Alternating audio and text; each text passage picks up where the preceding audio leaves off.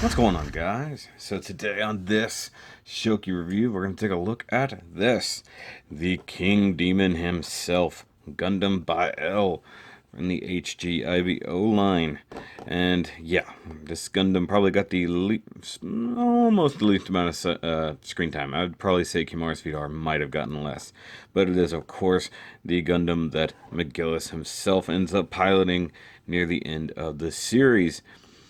And while we'll leave that discussion really out, let's just talk about the kit. Here we have a great image of the Bael right here. And got a nice golden sword. You got the wings going out like so. You got thrusters all over the place. You've got Helmvig here. You've got grazes galore out around there for all of his supporters in that little space battle. You got the IBO banner right there. HG Iron-Blooded Orphans. 1144 Gundam Bael, Bandai 2017. Yay for that. And we come to the side, and you got the obligatory rear and front shot. And man, he's got some feet on him, doesn't he? And you've got the action shot there. Enjoy creating impressive poses by using the whole body structure. And then detail part of it precisely reproduced. I can't English speak well good. And come over here and equipped with two Bael swords. Yay. Blade holders on the waist have moving arms. That's kind of cool. And then you've got thruster wings on the backpack open. Actually says back. But you get almost a very angelic kind of pose there. Come to this side, we see it's number 36 in the line. That's actually not that many, realistically. And nice shot there. Almost looks like he's being cut in half there by his own images. And you got BandaiHobby.net right there. And you come to the final side, you got Customize, and you've got a thing that never happened. So you've got the Kimura's Vidar right there with a big old buster sword that he never used, and you've got him using a large railgun that he also never used. And you've got the different sets right there. Come to this side, and it says, do not stick a Bael in your 3-year-old's face, because it is the king of demons, and it'll hurt. And come over here, you got the polybag, little guy with the toilet, 1,400 yen, super affordable little kit like most IBO kits. And you've got illustration is by Yamada Takahiro, and Saito Yoshinobu did the finish works. King of Demons, still upside down. Alright, let's get to the build montage, guys, because this is a fairly quick one. So, yay.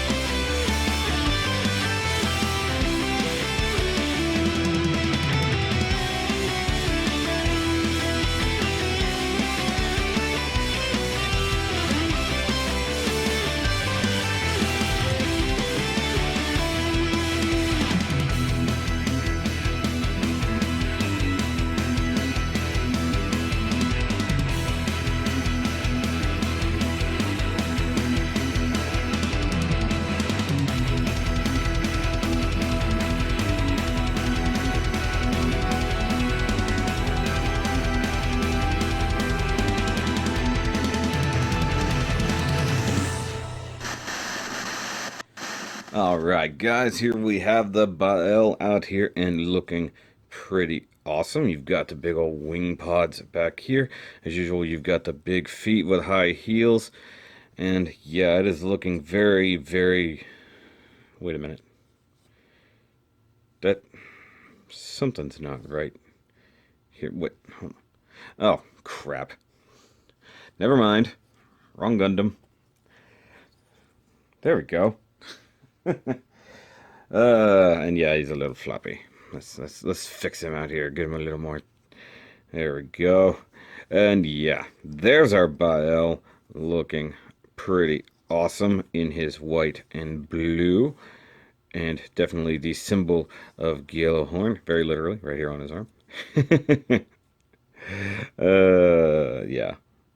So as usual, this is pretty much the same as any other HG Gundam build from the good old IBOs, but he's a lot more white. Like, I think the only other one that's been remotely this way was the original Barbatos. And, I mean, I think this one, more than any other, has survived in his original form from the Calamity Wars, because, of course, it belonged to Agnika Kairu, and, you know, the founder of Gjallarhorn and the King Demon pilot himself. And, yeah, this is a very cool suit. Though, realistically, and I know it's actually the design, the feet really and truly throw me off. And as per usual with an HG IBO kit, it did require quite a bit of paint work to make it nice. So down here on the side skirts, that needed to be gray, so you get a little bit of Gundam frame gray there. I've got blue tips all over right here. I did that just for effect, not necessary. However, the tips of the horns, those come as stickers. I went ahead and painted those with actually the blue that comes in the IBO kit, or the IBO Gundam marker set, which is pretty much perfect for this because it would do. You've got some gray here, here, and here on the legs. Same thing up here on the chest, and right in there. All of that is actually on the images, like the main images for the instructions and everything. It does show that those are gray, and I think at least part of those come as stickers. Now you got black right here. Did not clean it up very well, and you've also got this little image right here we're used to seeing by now. Painted that with a little bit of the pink or red metallic Gundam marker, and then did what I could to clean up the edges. You've also got these parts right here on the shoulders. Now these are actually molded in yellow and are pushed through, same as these little thruster vents right here, but you're supposed to use a sticker. I went ahead and painted those with, of course, the same metallic coloring. On the back, honestly, there's not a lot going on, except for this whole section right here is painted blue, even though it comes molded in gray. Same thing with these back parts on the back of the legs. They give you stickers for those, I believe. And then also, I did this part right here, though it wasn't necessary. I just really wanted to add to it. Also, the entire back of the foot needed to be gray, so I hit that with that same Gundam gray marker, which is dying on me, so I need to get a new one. And then the heels down here, painted blue. Although apparently these were supposed to be gray, but it's molded in blue here. So I actually like the heel, like the sole kind of color there. But then the base of the feet also hit with that Gundam frame gray, just to make it look a little bit better. And he does look really good. I even got some silver and some chrome on the pistons inside there, and some silver and some dark gray at the top of the pistons up here. You also get the pink metallic eyes. Really hard to focus, but they're there. Also had a tiny little bit of gray right there on the cheeks to break up the face paint just a little bit. I think that looks really, really good. So, guys, it does take a little bit of effort sometimes just to go ahead and add some detail, you know, just to clean it up. Now, realistically, I really don't like this big, you know, horn sticker, but it's supposed to actually be there. That is part of the feature of the original Gundam.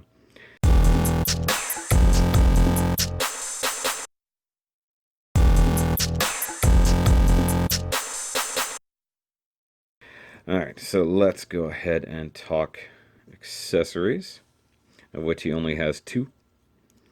And it's something we've more or less seen before, and you have the Bael swords right here in their little holsters. I'll pull one out just to show you guys, because I painted them both the same. They come molded in just the gold and then the brownish frame of the hilt and guard and handle.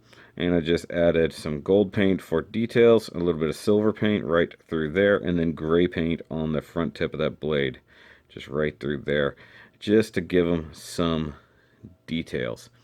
And he can hold the swords, as he should. And I like, these actually mount in here really well. They slot in nicer than most of the other weapon holding gimmicks that the Gundams have. And these things are on little articulated arms, so they can come out like so. They can't pull forward at all, but they can tilt, so he can actually retrieve his swords fairly easily. And because Mcgillis loves him his twin sword setup, that's what we get. Now, I don't know, we kind of see it, but we never really know if these are actually the same swords that Agnika used, or if they're a different thing. However, we've seen very similar blades before with this guy, as you guys recall. The Red Bunny of Death, as he used to pilot, also had very, very similar swords. Now, according to, I guess, some of the tech manuals and stuff, these are not the same swords, but they're very, very similar. However, apparently these from the Grimgard are actually supposed to be almost nigh unbreakable. But we saw in the battle later on in the series that these literally are. But you can see there's a good size difference, although detail-wise they are very similar. So the Grimgard sword, the Grimgard sword is a different sword from the Bael sword. Yeah, they're going real deep on naming things. You got the Bael sword, you got the Grimgard sword, plus, almost any excuse to go ahead and bring out the Red Bunny of Death. Now, for comparison, let's go ahead and bring out some other suits. Let's start with the previous one Mcgillis used. And we've got his Gray's Ritter. Scooch over, Bael. And yeah, I went ahead and I gave him my backup sword from my other custom Gray's Ritter, because he's supposed to have two. As I said, he likes to dual wield his swords. And it does look cool. And these two probably will look good side by side, realistically. But nobody ever picked up the mantle with this one. But, so there's a couple of Mcgillis suits there. And we got to bring in the other big blue bull. So the evolution of the Grimgard. We've got the Helmvig and his backup with Isarugi. Those look good together. Let's get a picture of that. Nice. And they did fight together, technically, for a short amount of time. Now we can bring in all of the previous Gundams that we've had from this series up to this point. So we got Floros. We have normal Vidar. Of course, so we saw as he awoke this Bael. We have the full city. And Lupus Rex. Now we're going to have to kind of scooch everybody in here. Get everybody on the same shot. So this would be all 5 Gundams from this series. And yeah, those look good together. Picture time. And like I said, we see the beginning of a battle between these, but then of course Lupus jumps in, and that's when we find out the true secret of Vidar. Plus, I kind of forgot how cool the full city is. And last but not least, bring in the gag from the beginning. And we see the Bael with the 1.5 Gundam, which everybody jokes there's a clear similarity between them with the way the wings work and the color scheme and stuff like that, although I don't really see it. And once again, on camera, he's looking way more blue than he is in real life. This is significantly more purple, but it's pretty cool, to say the least. But side by side, you really lose the actual similarities, just because, very different here, but otherwise, I get it. Hence why the joke.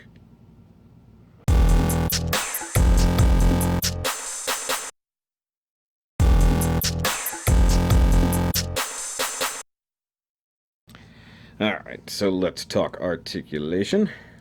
So same double jointed ball joint that we always get for the head. Up, down, side, side, rotate all the way around. And, of course, turkey neck. Yeah. Shoulders are all the same as a normal Gundam from this series, so you got the heck of a cutout here. Though, realistically, the V-fin / horn is in the way. Now, to get more shoulder articulation, you kind of have to pull these out and up. But if you rotate a little bit and just get the shoulder armor out of the way, you can get a pretty decent high teacher. I wish he had an expressive hand. That would be pretty cool. Maybe somewhere in all these option sets there would be one. Now you get bicep rotation, you get single jointed elbow as usual, and normal HG ball mounted wrist peg.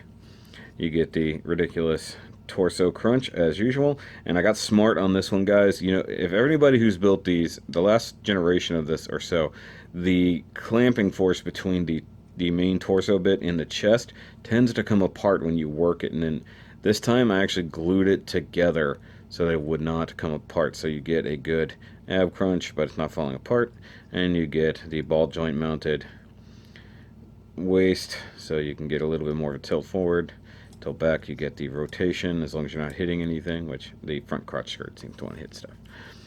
Now you come down here and you get side skirts on the normal pegs. Front skirts are on individual ball joints when you cut them in half, though be careful because they're not in there super deep, so if you cut them, just be wary that you might end up loosening it entirely. Plus you got the really nice big crotch here. Normal big front kick, double jointed knee that gets a very, very good bend. Oh, I forgot to point this out. There's a little bit of gray that I painted right there just for effect. Straighten out the leg. Also, the hoses I painted Gundam gray just to make them stand out a little bit from the rest of the framework.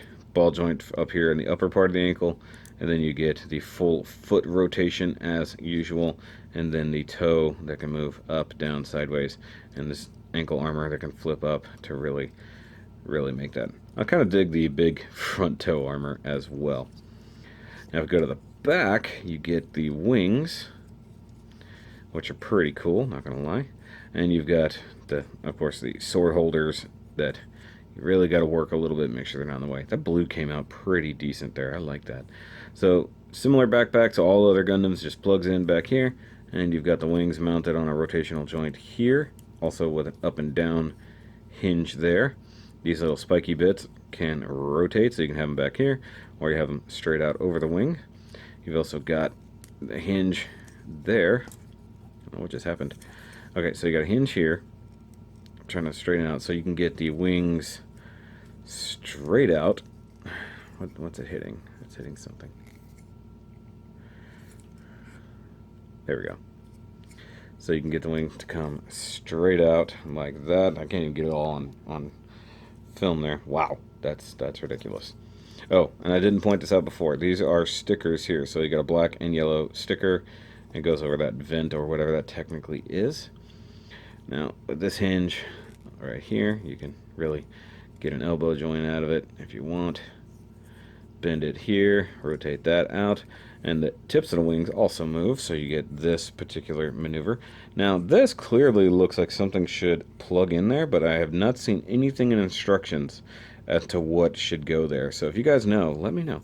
And then you've got these thruster bits that can rotate right through here. Now, in the show, they can rotate full vertical. Here, they can only tilt just a little bit. That's kind of annoying. I wish those could actually tilt the way they do. Now, if you have the full mechanics version of Bael, let me know and tell me if it's good or not. I haven't seen really any reviews on it. I know there are out there. I just haven't seen them or haven't watched them.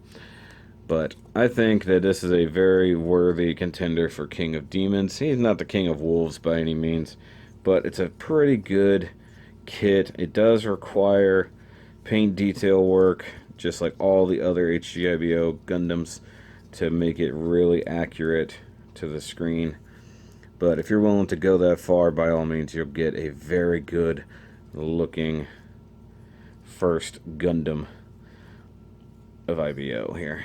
And then, you know, if you put them on a flight stand or a action base, and have him in a flying pose, it'd be a lot better off. He does have some balance issues, I'm not going to lie, but you got to really work those giant feet and actually make them do what they're supposed to do. Because with that backpack, with the wings tilted like that, it gets a little bit difficult. I forgot where I put the sword through there. But you can get his swords tucked in here for balance. Plus, it just looked that damn good. So, that's going to be it for this review, guys. If you like what I've done here, if you like this Gundam, give me a thumbs up on this video. And if you're new, make sure you subscribe down below. If you're interested in the Patreon and figure out how to actually control some of the things I look at and review, by all means, down there, patreon.com. And of course, John, Andy, Steve, you guys are great. And I'll catch you guys on the next review. But remember, as always, keep on building.